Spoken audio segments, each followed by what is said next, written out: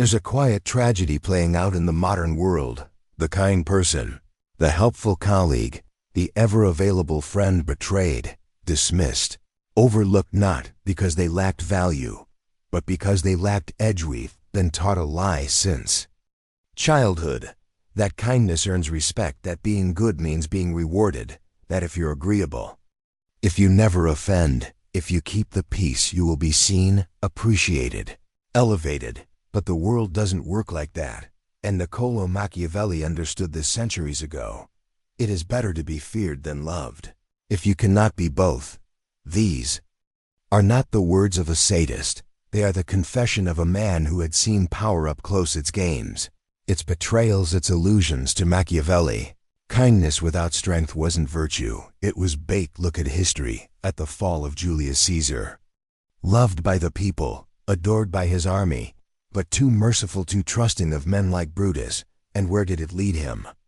To 23 stab wounds in the Senate, not for being a tyrant, but for being too tolerant of those who feared his popularity. Love may win hearts, but fear protects thrones. And while love fades, fear lingers in modern life. The story repeats itself in corporate boardrooms.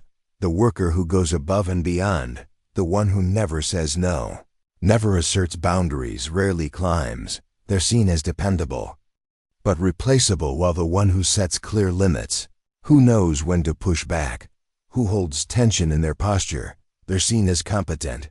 Leadership material in friendships. The person who always answers, who always accommodates, slowly becomes background noise, taken for granted, assumed, while the one who's scarce, selective, occasionally confrontational, becomes magnetic. And in love, the one who gives everything too easily, who fears loss, who romanticizes self-sacrifice, they're often left asking, why wasn't it enough? While the one who sets standards, who withholds affection until it's earned, who remains slightly out of reach, they hold the power. It's not fair, but it's true, because the world doesn't reward niceness, it rewards strength disguised as calm. It rewards the person who doesn't flinch, and niceness, when it's a mask for insecurity, becomes a silent invitation for exploitation. Machiavelli wasn't advocating cruelty. He was warning us about perception when you are too eager to please. People don't see kindness, they see need, and need is weakness. And weakness, no matter how noble, is rarely respected. You don't earn respect by being agreeable, you earn it by being anchored, by having a spine beneath the smile, by being kind, but not afraid to say no, by being generous, but never for approval, by being loving, but never at the cost of self-respect. There's a reason wolves don't target lions. It's not because lions are loud, it's because they don't chase. They wait. They protect their space in today's world. The truly dangerous person is not the one who lashes out, it's the one who remains calm, who doesn't explain themselves, who walks away without warning. That's not coldness, that's clarity. Because fear, in the Machiavellian sense, isn't terror. It's the psychological understanding that this person has limits, that there are lines, that crossing them has consequences. And once people sense that, you become respected, not because you demanded it, but because you embodied it. Respect isn't requested, it's felt. It emerges from how you carry yourself, how you handle conflict, how you say no without guilt, how you don't apologize for your standards. So no, niceness doesn't earn respect. Not when it's born of fear, not when it hides resentment, not when it's a strategy to avoid rejection. Respect is born when you stop trying to be liked and start becoming someone they can't dismiss. The truth Machiavelli saw, and few want to admit, is this: until you learn to be feared, no one will truly respect you. In 1513, while exiled from political life in Florence, Niccolo Machiavelli wrote a book that would haunt the conscience of power for centuries. A slim, brutal text that stripped morality from leadership and replaced it with one thing: results. The Prince was not a guide for saints. It was a manual for survivors. Its most controversial assertion was simple, brutal, and unforgettable. It is better to be feared than loved, if you cannot be both. To understand this, You must first understand Machiavelli's worldview, that beneath the polite handshake of society lies a darker truth. Human nature is selfish, unreliable, and fragile. People are not governed by honor, but by interest, not by loyalty, but by fear of loss. This wasn't cynicism, it was realism. A cold lens on a warm illusion. Machiavelli had watched Florence fall. He had seen allies betray each other, citizens revolt, and rulers executed not for evil, but for being too trusting. Too kind, too soft. He concluded, power cannot be maintained by goodwill alone. It requires an edge and aura, a presence that warns, even in silence. Do not test me, not cruelty, not tyranny, but controlled fear. This is where the world often misunderstands Machiavelli. He didn't praise sadism. He warned against predictable mercy. Because mercy, when expected, becomes weakness. And weakness, in a world built on ambition, becomes an invitation. To illustrate this, Machiavelli pointed to Cesare Borgia, a ruthless but brilliant leader who used fear not as chaos, but as calculation. Borgia wanted to unify Italy. To do so, he sent a brutal enforcer named Ramiro de Orco to the Romagna region to crush rebellion and enforce discipline. The people hated Orco, they feared him, but order returned once peace was restored. Borgia staged a public execution of Orco himself. His body was left in the town square, cut in half. The message? Discipline had been necessary, but cruelty would not be tolerated. Borgia cleansed the fear by sacrificing its instrument, while keeping its memory alive. It was theater, psychological warfare at its finest, and it worked until Borgia's health failed and fortune abandoned him. Machiavelli admired this, not for the blood, but for the brilliance, because fear, when felt but not flaunted, becomes a stabilizing force. People behave not because they are loyal, but because they are uncertain, because they suspect there will be consequences, and in that suspicion lies control. This wasn't just historical theory. History is a graveyard of rulers who tried to lead with affection alone. Take Nicholas II, the last Tsar of Russia, loved by the Church, seen as a father figure to his people. But when the tides of revolution rose, he hesitated, he sympathized, he negotiated, he doubted his own capacity for violence, and the Romanov dynasty ended not in glory, but in abasement. Him, his wife, his children shot by the very people who once bowed to them. Love could not save them. Contrast this with Stalin, a man who weaponized silence, who spoke rarely and smiled less, and yet whose mere glance could reorder an entire room. Stalin ruled not because people loved him, but because they feared his unpredictability. His image became mythic, distant, untouchable, godlike, and that is the secret. The feared leader does not need to scream. They need only suggest a pause, a glance, a quiet delay. Because fear lives in uncertainty, and that uncertainty becomes obedience. But there's a threshold. Machiavelli warned, terror invites rebellion. Fear, if overused, turns into hatred, and hatred is a knife that waits for its moment. The wise ruler, therefore, walks the line. They are not loved, perhaps, but they are respected. They are not worshipped, but they are obeyed, because the truly dangerous figure is not the one who lashes out in rage. It's the one who could, but doesn't. It's the one who holds the sword and smiles. This applies far beyond monarchs and dictators. It's the CEO whose silence unnerves more than their speeches. It's the teacher whose boundaries are so clear disruption never starts. It's the leader who enforces standards, not with aggression, but with precision. Fear, in this sense, becomes structure. It becomes a kind of gravity, an invisible force that holds orbits in place. And when it's absent, chaos, disrespect, collapse. Machiavelli didn't romanticize power. He dissected it. He opened it up and showed the nerves and wires beneath the illusion. He showed that behind every peaceful city, every obedient army, every loyal subject, there is an unspoken understanding that if order is broken, there will be consequence. That understanding is not hatred, it is not tyranny, it is the psychological foundation of respect, because fear, when restrained, becomes elegance, and the one who learns to wield it without ever needing to show it becomes unforgettable. There's a moment, subtle and ancient, when the body reacts before the mind understands, a glance that lingers too long, a posture too still, a silence too deliberate. It's not just discomfort, it's recognition. Something in you whispers, "This person is dangerous." We are descendants of fear, not courage, not peace, but fear. For millions of years, the creatures who hesitated lived.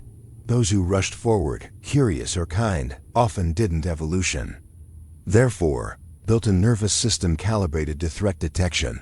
To stay alive, we learned to bow, to submit, to obey, not to what was right, but to what was powerful. Fear, then, is not a flaw, it's design, a mechanism for survival encoded into the deepest layers of our psychology, and it still governs us today. In primates, dominance is expressed not just through physical strength, but through posture, silence, and gaze. The alpha does not shout, he watches, he remains calm while others flinch. His presence controls the group, not through chaos, but through tension, and the rest obey not because they love him, but because they fear the cost of not. Humans are not so different. We respond to power instinctively. In a room, we notice who speaks the least but is listened to the most. We respect unpredictability because it creates anxiety, an evolutionary prompt that warns, be cautious, be deferential, stay in line. This is where Machiavelli's insight becomes more than political.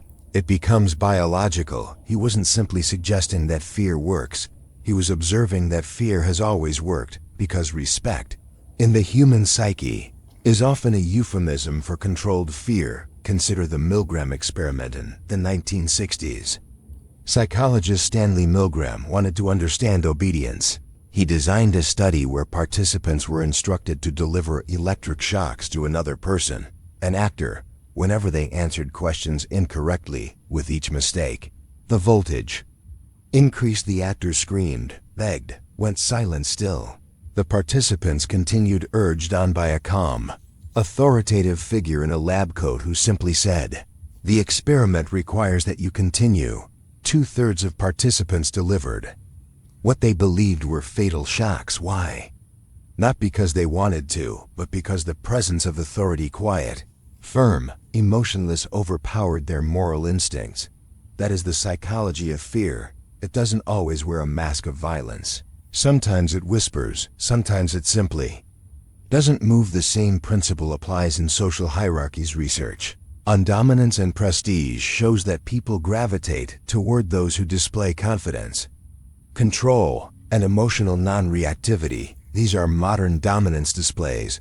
Just like gorillas beat their chests, humans project power by remaining calm under stress, by not over-explaining, by letting others scramble while they remain still. This silence triggers a cascade of interpretations in the minds of observers. He must know something. I don't. She isn't afraid. Maybe I should be. This is presence. And presence, when wrapped in mystery, is indistinguishable from power. Even our obsession with celebrities follows this formula.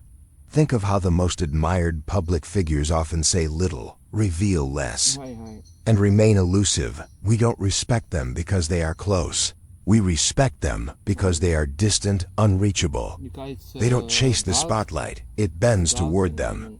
This is not charisma, it is psychological asymmetry, the condition where one person's emotions are less available than another's. And in relationships, leadership, negotiation, or status games, it always wins. Why?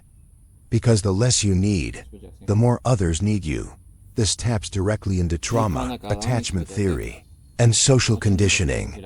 Most people grew up learning to earn love, approval, or safety through behavior. So when someone doesn't play that game, when they don't chase, don't beg, don't explain, it triggers an ancient anxiety. What if they don't need me at all? And that anxiety becomes respect, not because the person is superior, but because their emotional detachment feels like power. This is the cold genius of Machiavelli. He wasn't theorizing about politics in isolation. He was documenting the deep architecture of human submission.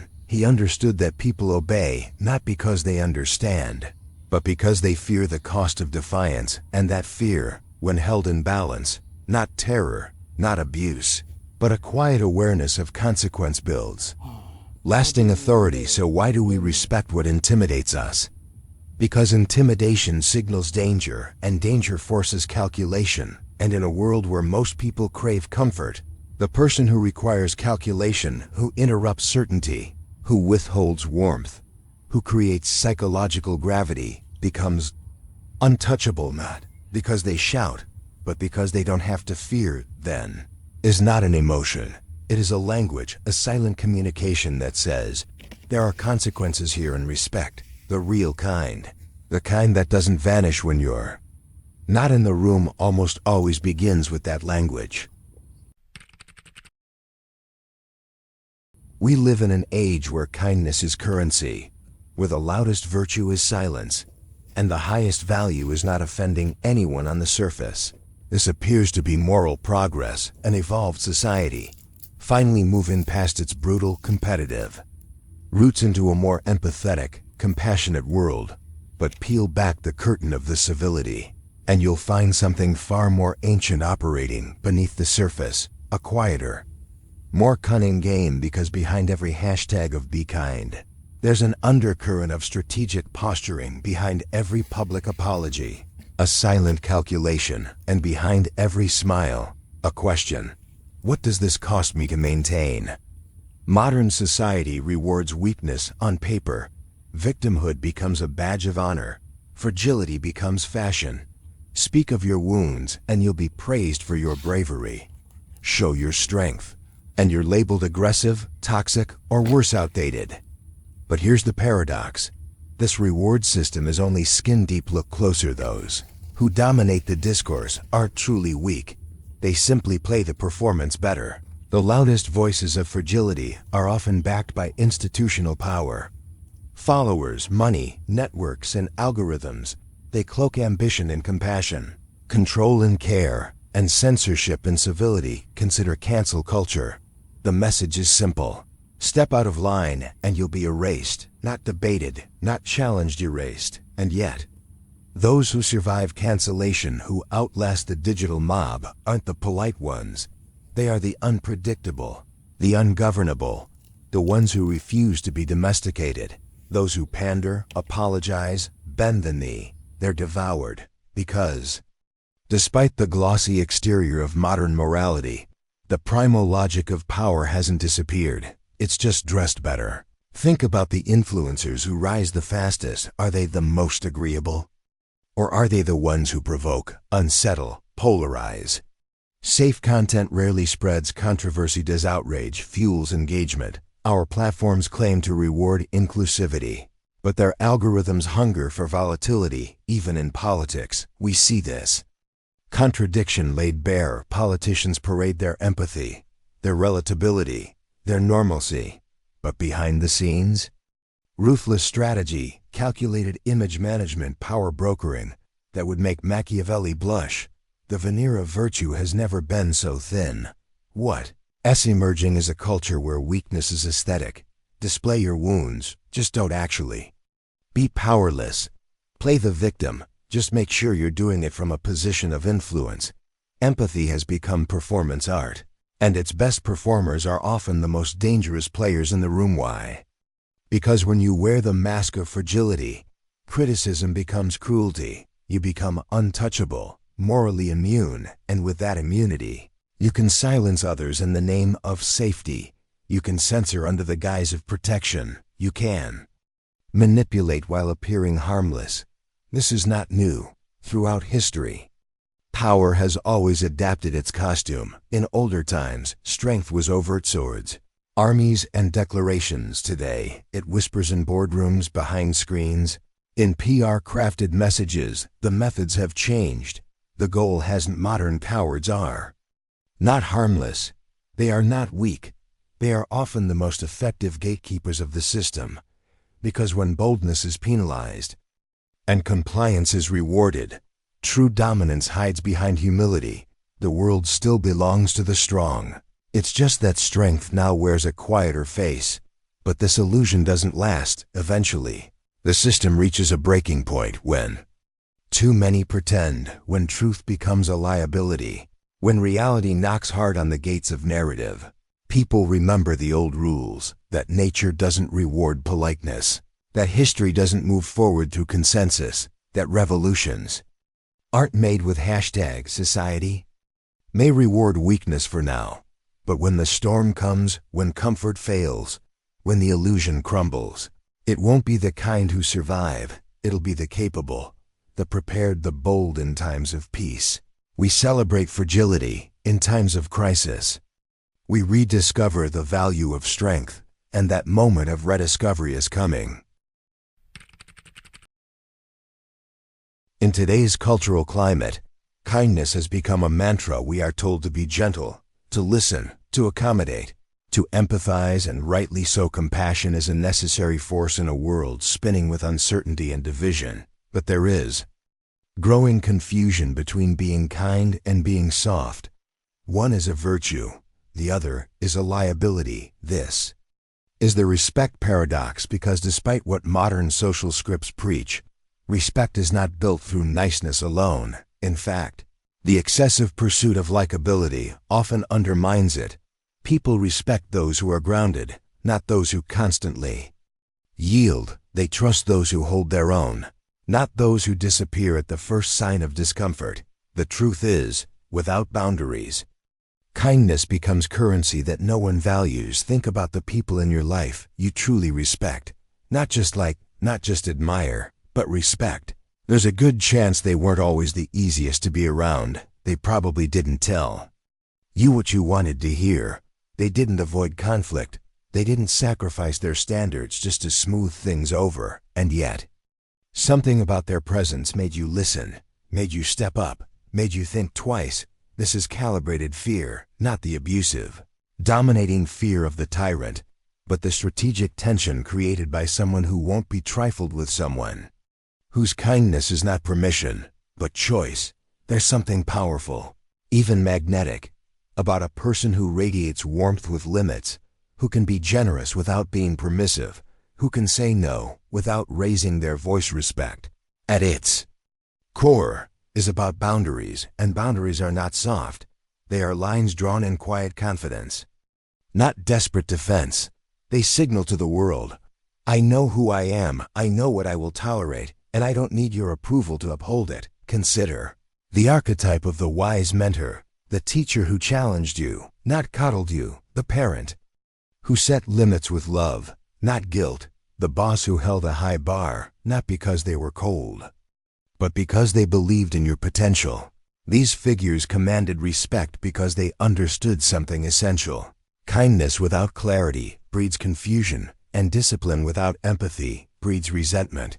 The key lies in the balance. In history, some of the most respected leaders walked this razor's edge with mastery. Marcus Aurelius, the philosopher king, ruled with compassion, but never softness. He wrote about mercy and justice, yet led an empire with strict discipline.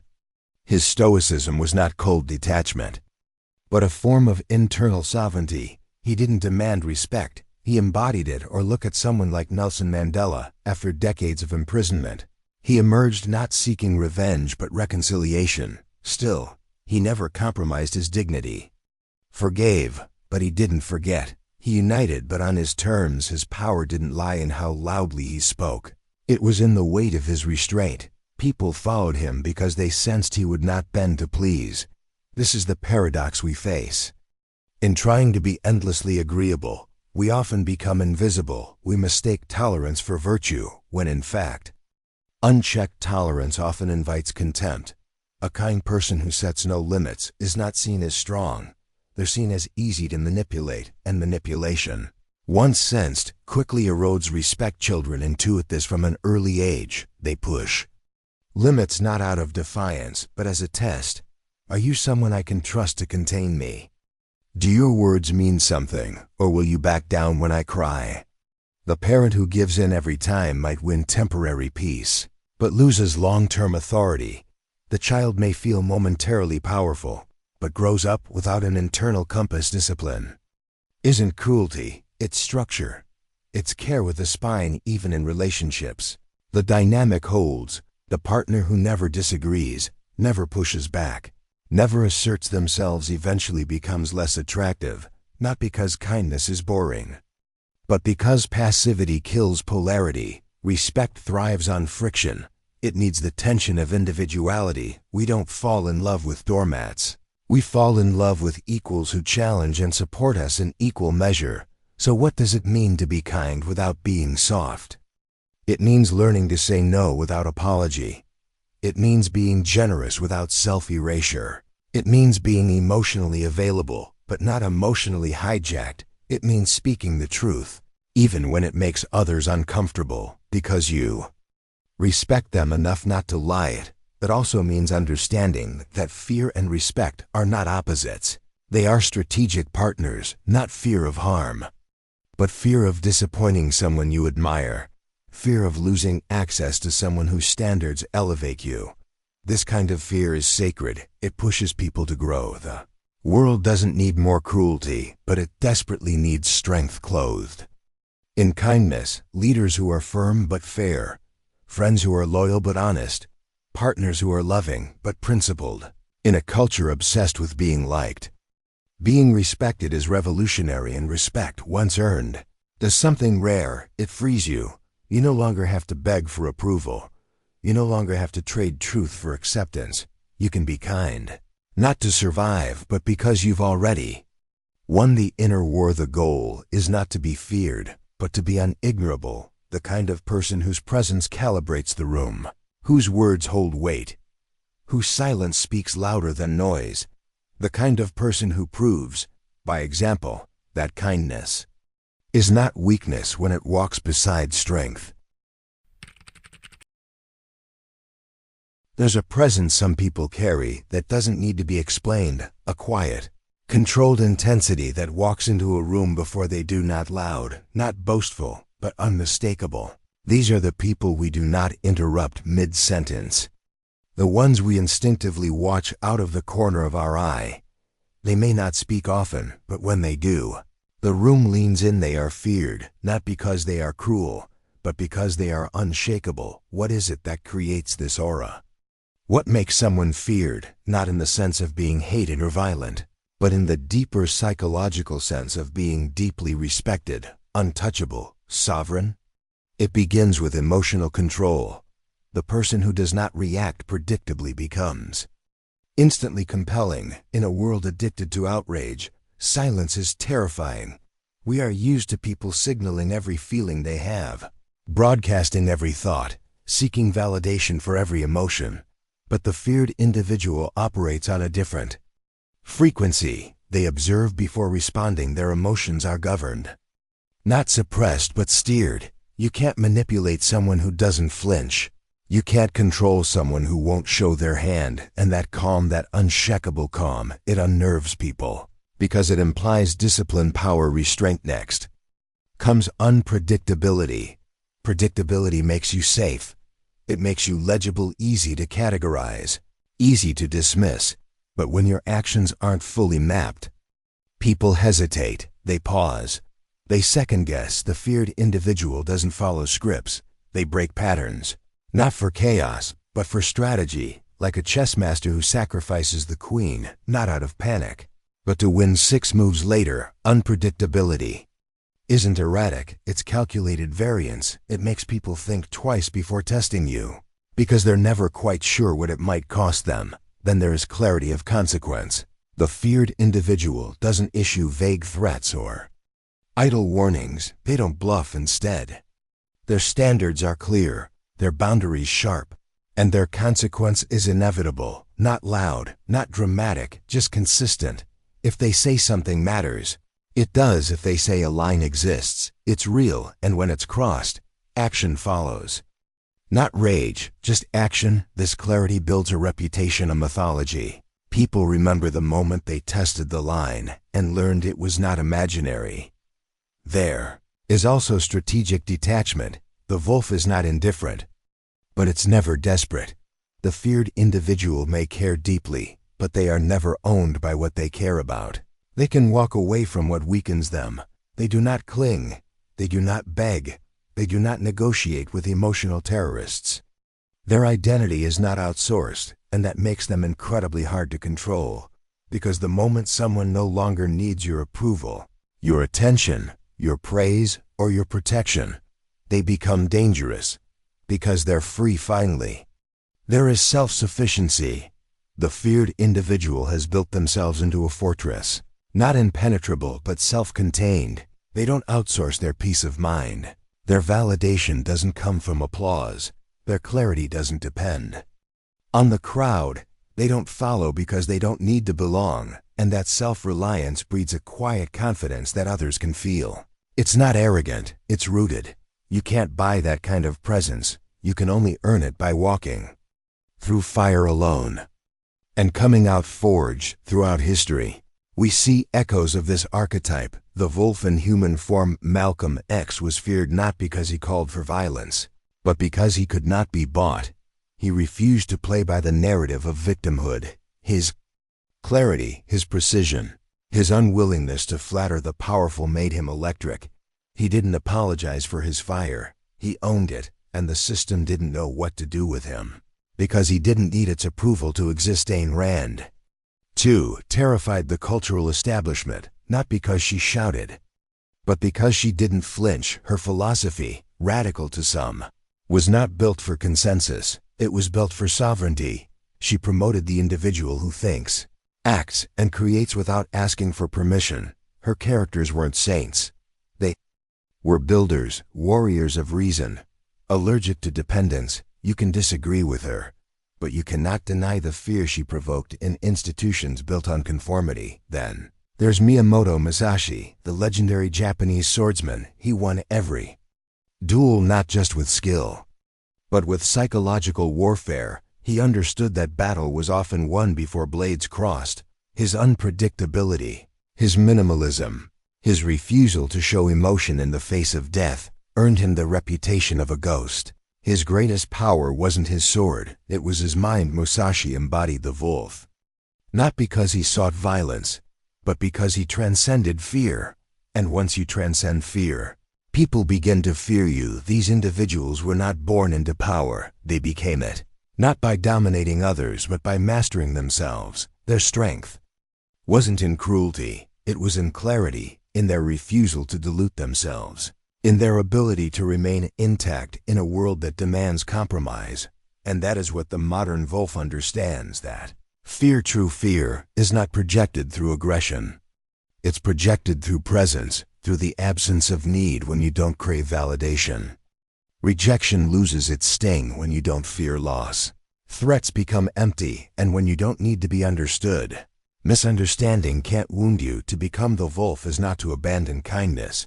It's to root kindness in strength. It's to choose softness from power, not from fear. It's to lead without asking for applause, to walk alone if needed, to know that your silence, your stillness, your standards can move mountains, because the world may not always respect the loudest, or the kindest, or even the smartest, but it always respects the wolf. In the theater of human connection, we are taught that love conquers all, that vulnerability is strength, that openness, warmth, and unconditional presence will bind us to others in lasting ways. But beneath the poetry of intimacy lies a quieter, more primal truth, one that most people sense but few dare to speak. Power governs even our closest relationships. We don't like to admit it. We imagine that dynamics like fear and control belong in the boardroom or battlefield, not in the home, not in the bedroom, not between parent and child, but they do, because fear, when properly calibrated, is not cruelty, it's clarity. It's the silent awareness that actions have consequences, that boundaries exist, that love is not license. This is the paradox of closeness. The more emotionally available you are, the more someone can come to take you for granted. If your forgiveness is endless, it becomes worthless. If you're always there, no matter how you're treated, your presence loses weight. Emotional power does not belong to the loud or dramatic. It belongs to those who can walk away without rage, without begging, without looking back. Consider romantic relationships. the partner who chases, who apologizes. First every time, who tolerates disrespect in the name of love, may be praised for their loyalty.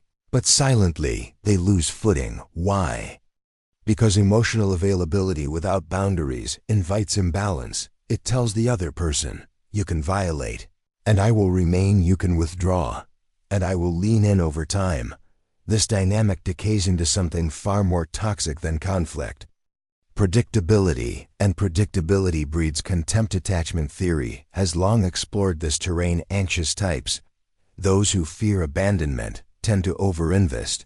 They over-explain, over-apologize, overstay. Their value becomes inflated in their own mind and deflated in the other's. Avoidant types, on the other hand, create space, preserve independence, and instinctively resist emotional vulnerability. Ironically, it is the avoidant, the one less available, who is often perceived as more powerful, not because they love less, but because they reveal less. And in human psychology, scarcity creates demand.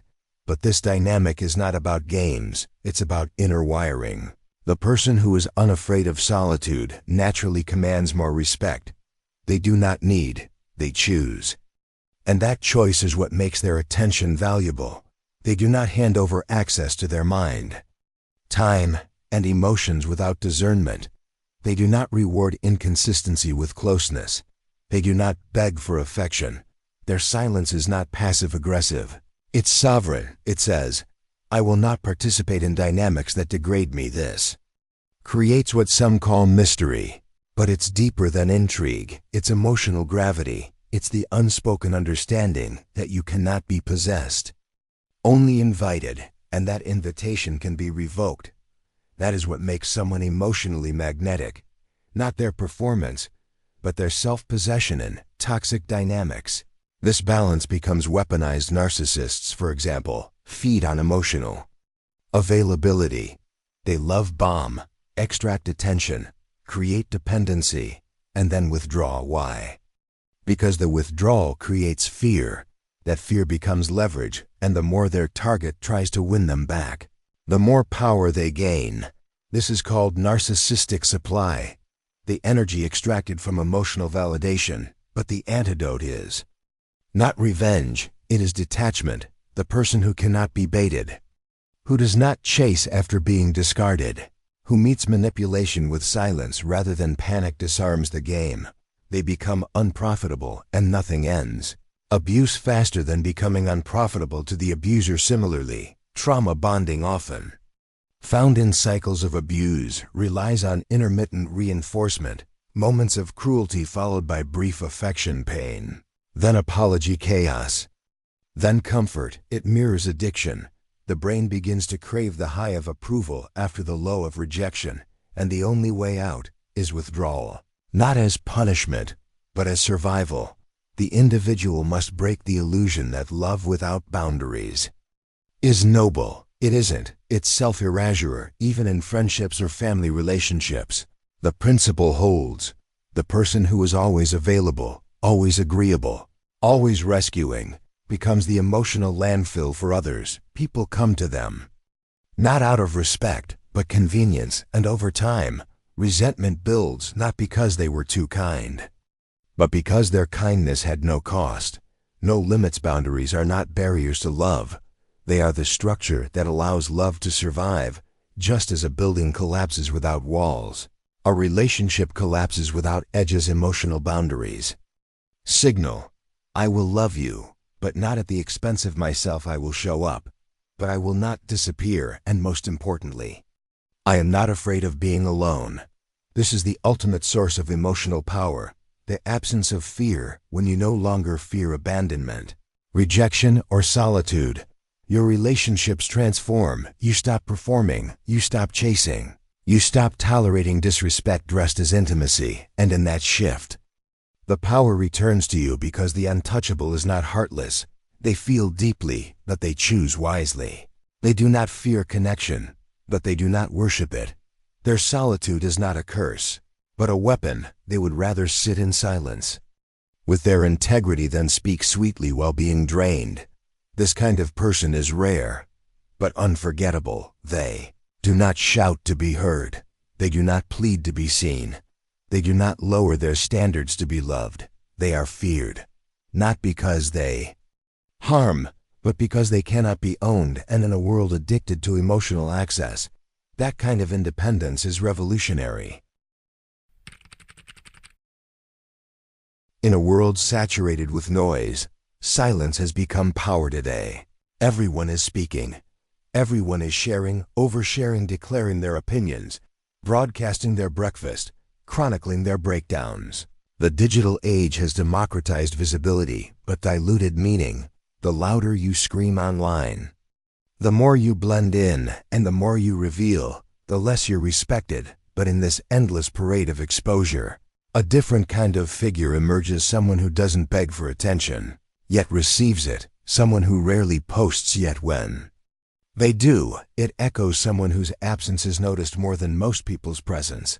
These individuals embody a new, unsettling kind of digital influence. Controlled fear of violence, not fear of cruelty, but fear born from mystique in the physical world. Presence is felt through energy, stature, tone online. Presence is crafted through contrast. And nothing contrasts better in a world of compulsive sharing than restraint. The code. Most powerful people on the internet are not the ones constantly trending. They are not the most visible. They are the most precise. They understand a principle older than social media, older than electricity. Power is felt most strongly when it is implied, not flaunted. Scarcity breeds value. In economics, we know this intuitively. A rare asset is more desirable. But in the digital world, we forget. We try to fill every gap, every hour, every scroll, and in doing so, we devalue ourselves. When you're always available, you become forgettable. When your thoughts are always shared, they become predictable. Predictability, in any realm, kills mystique. The digital elite, those who shape opinion, disrupt markets, influence masses without shouting, understand this. They move like modern Machiavellis. They are unpredictable, not chaotic, selective, not absent, intentional. With every message, every image, every absence. When they disappear, it is strategic. When they speak, it's deliberate. When they reveal, it's just enough to provoke curiosity, but never enough to satisfy it. This creates tension, and tension creates dominance. Take anonymous influencers, the ones with no face, no name, no verified status, yet millions hang on their words. Why? Because anonymity itself is a form of power. It removes identity, leaving only ideas. It prevents attack. While maximizing reach, these figures become avatars for forceful thinking, unburdened by personality, and therefore immune to most forms of cancellation or conformity. Or consider the political shadow brokers, not the candidates, but the consultants, the strategists, the whisperers behind the throne. They rarely appear on stage, they rarely tweet, but they craft narratives that shape elections. Their power is not invisibility, but in orchestration. They are invisible architects of mass behavior. They operate with deliberate opacity, not because they have nothing to say, but because their power depends on others saying it for them. Then there are cultural enigmas online. Creators who seem to float above the algorithm. They post erratically, they vanish without warning. They never explain themselves. They are not influencers. They are movements. They provoke without clarifying. They polarize without responding. And because they give us nothing to grab onto, we project everything onto them. They are not mirrors. They are ink blots. This is psychological dominance. It's not domination through argument or intimidation. It's domination through uncertainty, through contrast, through the feeling that this person doesn't need you, but that you need them, and that need is never quite fulfilled. There is a term for this in behavioral psychology: intermittent reinforcement. It's the most powerful form of conditioning, not constant rewards, not predictable feedback, but sporadic, unexpected engagement. This is how addictions form. It's also how influence works in the digital realm. When you don't know when the next signal will come, You keep watching when someone doesn't post for weeks and then suddenly drops a single cryptic message. It lands like thunder. Think of how artists like Banksy built empires without ever revealing their face. Or how writers like Elena Ferrante captivated global audiences without ever stepping into the spotlight. Or how high-level technologists and crypto founders operate under aliases, yet shape global markets with a few keystrokes. These are not accidents, these are strategies, and they're not confined to the elite. Anyone can apply them to build digital fear. You must first abandon the need to be constantly visible. You must reject the idea that posting more equals growing more. Instead, you craft a presence rooted in rhythm. In restraint, you post with precision. You don't speak to react, you speak to set tone. You never explain too much. You never share from desperation. You never let your audience feel they fully know you, because when they think they've figured you out, they stop. Watching to control fear in the digital age is to master perception. You decide what others see. You decide how much, when and why. You don't chase engagement. You create expectancy. You don't beg for connection. You reward patience. You don't follow trends. You shape them by refusing to play by their tempo. This doesn't mean being cold or aloof. It means understanding attention as a finite resource and realizing that reverence is born not from availability, but from intentionality. Every mystery in history began with a silence. Every revolution began with someone who spoke less, but said more. In an era where everyone is screaming into the void, the person who can build tension without volume becomes unignorable. They are not feared because they threaten. They are feared because they know something you don't, because they see more than they say, because they've mastered the oldest power of all: control, not over others, but over their own presence. Every powerful idea casts a shadow for all its brilliance. Even the Machiavellian understanding of fear, that carefully calibrated respect grounded in strength, can become grotesque. When wielded without self-awareness, what begins as discipline can evolve into domination. What starts as calculated leadership can slide into unrelenting control. Fear, like fire, is a tool, but left unchecked, it consumes everything, including the one who lit the match. History offers no shortage of warnings. Joseph Stalin did not begin as a monster. He rose as a revolutionary, charismatic, sharp, unyielding in his beliefs. But somewhere along the way, the line blurred. Survival became obsession. Power became identity. He did not merely want to be respected. He demanded unquestioning loyalty. He didn't seek order. He sought infallibility. And so he built a system not of governance, but of paranoia. Friends became threats. Allies became enemies. He purged not to correct, but to cleanse, not to strengthen, but to silence. By the time of his death, millions were gone, not because of war, but because of fear. Not strategic fear, but rabid, infectious terror that seeped into every home, every office, every glance. A fear that no longer respected boundaries or purpose. It simply devoured. Stalin did not understand Machiavelli. He misunderstood him. The prince warns that it is better to be feared than loved if you cannot be both. But it never condones terror without restraint. Machiavelli's fear is surgical. Stalin's was metastatic, and he was not alone. Pol Pot dreamed of utopia, of a purified society. He envisioned a Cambodia without corruption, without Western contamination, without class. But instead of building, he erased. Instead of guiding, he annihilated cities, emptied intellectuals, executed. Even wearing glasses could mark you for death, seen as a sign of bourgeois decay. Over 2 million people died, not because of grand battles, but because one man let ideology become psychosis. Fear became the air people breathed. Trust dissolved reality. Warped families turned on each other. And once again, we see it, the shadow of power wielded without reflection. Fear used not to lead, but to erase all possibility of resistance. Gaddafi offered yet another variation, a ruler who cloaked tyranny in flamboyance, charisma, and revolutionary rhetoric. He presented himself as a father figure, a visionary, a protector of the people. But behind the stagecraft was a state of perpetual surveillance, arbitrary violence, and obsessive control. Books banned dissent, criminalized opposition, tortured or disappeared. His power did not rest on respect. It rested on fear's most dangerous mutation, the illusion of permanence.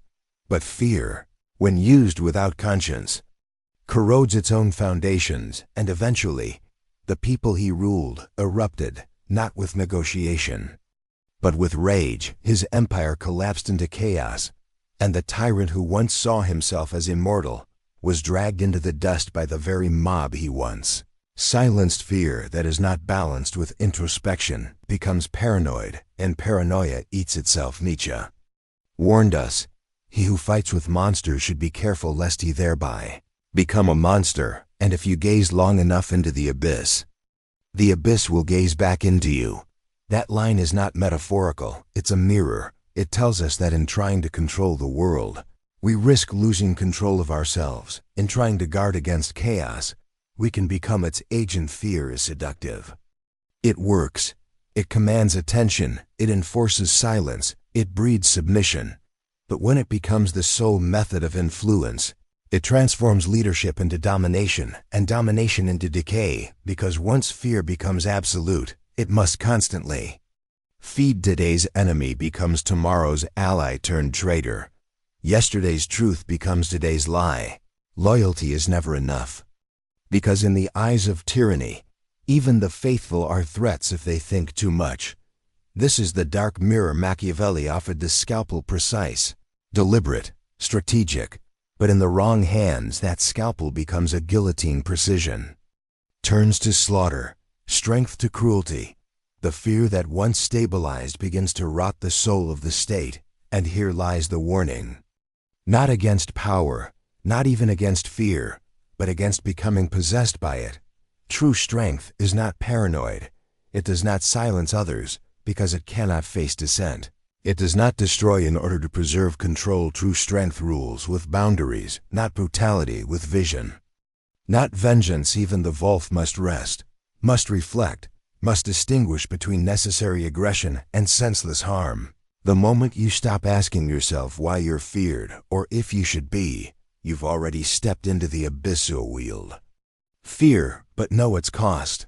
Lead, but never forget the weight of that responsibility. Influence, but remain aware of the shadow you cast, because history remembers the tyrants not for their might, but for how utterly they fell. The soul, once surrendered to domination, does not return unchanged in power.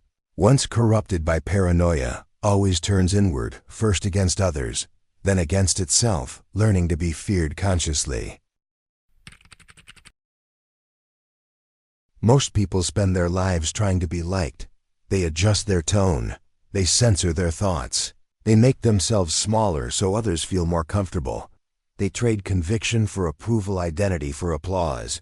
But deep down, they know something about this arrangement feels wrong, because something inside us doesn't crave affection nearly as much as it craves respect. We don't need to be adored.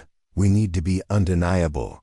There's a kind of presence that silences rooms, not through aggression, but through gravity, a presence that doesn't demand attention, yet pulls it, that doesn't raise its voice, yet is never talked over.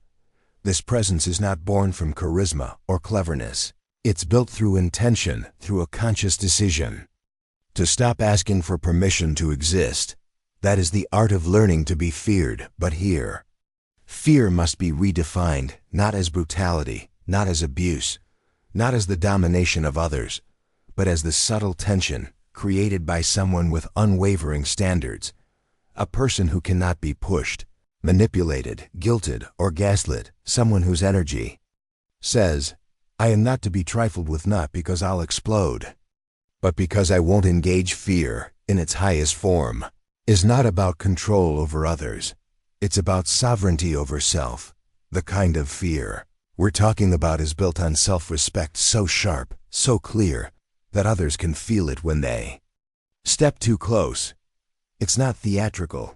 It's not dramatic. It's quiet, cold, precise. This isn't about becoming cruel. It's about becoming complete. To become someone who doesn't need to shout to establish dominance, who doesn't need to punish. To maintain standards, who doesn't chase apologies because their absence says more than their anger ever could do. Learn to be feared consciously is to remove the illusion that everyone deserves access to you. It's to recognize that while kindness is sacred, it loses all power without boundaries, that without the ability to walk away, your yes means nothing. Most people live with diluted edges. They're agreeable, flexible, adaptive, they blend.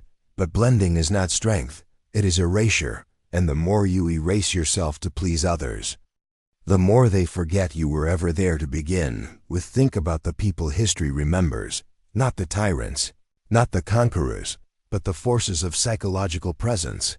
People who could hold a room with stillness, people who could command change without ever raising a fist, people who were feared not for what they might do, but for what they would never tolerate. This is the unteachable quality of power. It is the refusal to compromise what matters most, and it's something you must choose, because if you do not choose to carry that presence, the world will choose for you. You will be put into roles you didn't audition for, cast as the peacemaker, the scapegoat, the compliant one, and over time, you'll forget what it was like to draw a line and mean it. Oh, learn to be feared is to reclaim that line, to hold it without shaking, to make your peace more expensive, your time less accessible, your energy more sacred. People may call you distant, cold, difficult. That's fine. Let them. It's better to be misunderstood for your strength than to be embraced for your weakness. The world doesn't need more people who want to be liked. It needs more people who cannot be ignored. It needs people who walk with self-respect, so deeply embedded that others recalibrate in their presence. People who don't flinch when challenged, who don't justify their existence, who know what they're worth, and make others feel it without ever having to say a word. This is not ego. It's not pride. It's not about posturing. It's about power that doesn't need performance. Because once you know who you are fully, unapologetically, you stop entertaining nonsense. You stop explaining yourself to people committed to misunderstanding you. You stop showing up to battles that insult your intelligence. You become still, and in that stillness, others feel your weight. This is what it means to be feared consciously. It's not about dominance over others. It's about the end of being dominated by expectation, by guilt, by the social performance of being palatable. So become the person who sets the tone. The one who doesn't beg, doesn't chase, doesn't crumble. Become the standard, not so that others fear what you'll do if crossed, but because they fear losing access to someone who refuses to lose access to themselves. This is your edge, this is your clarity, and once you embody that, not as performance but as truth, you'll never have to raise your voice again. You found this exploration of Stoicism inspiring? Please like the video, subscribe to the channel for more philosophical insights, and share your thoughts in the comments below. Your engagement helps us continue to bring you content that enriches your life. Thank you for watching.